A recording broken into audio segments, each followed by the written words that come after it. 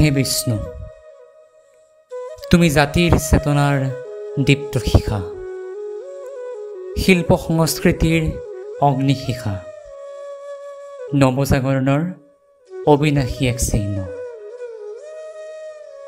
তোমাৰ গীতত বাজে জনতাৰ আশাৰ ধ্বনি, তোমাৰ নৃত্যত কপে শোষণৰ শৃংখল।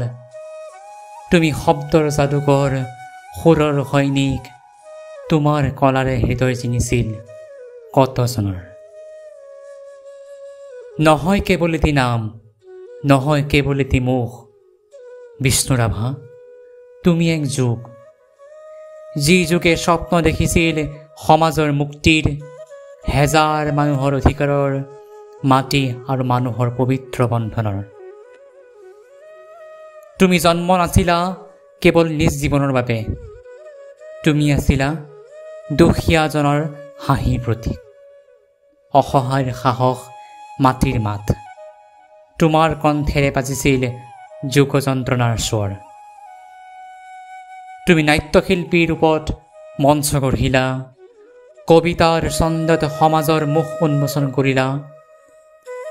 তোমাৰ গীতত কঁপিছিল শোষকৰ সিংহাসন, তোমাৰ সুৰত জ্বলি উঠিছিল নৱ সমাজ গঠনৰ পবিত্ৰ শপত। তুমি শিল্পী কিন্তু হেঁপাহৰ নহয়, তুমি বিদ্ৰোহী কিন্তু হিংসাৰ নহয়। তোমাৰ তানে, তোমাৰ গানে সমাজত আহিছিল শান্তি, প্ৰেম আৰু ন্যায়ৰ স্পন্দন।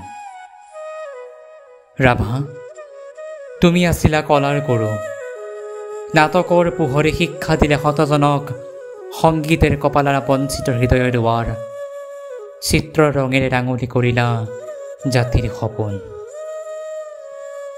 মানুহৰ শিল্পী তুমি, তুমি ৰাজপথৰ নহয়, চিৰসেউজৰ পথাৰখনৰ, চহৰখনৰ নিজ মাতৃভূমিৰ।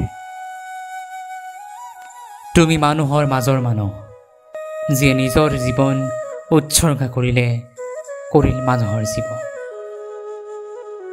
তেজেৰে লিখা নৱ ইতিহাস, সুৰে সুৰে জাগিছিল স্বাধীনতা, নাট্যৰ মঞ্চত, গীতৰ পংক্তিত, প্ৰতিটো শব্দতে বাজিছিলে জনতাৰ কথা।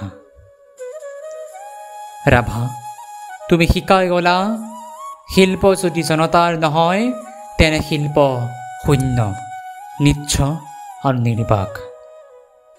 হে কলাগুৰু, তোমাৰ পদচিহ্নেৰে আমি পথ চিনো, তুমি আমাৰ মাজত আছিলা, আছা, সদায় থাকিবা। শিল্প আৰু বিপ্লৱৰ চিৰজীৱন্ত ধ্বনিৰূপে।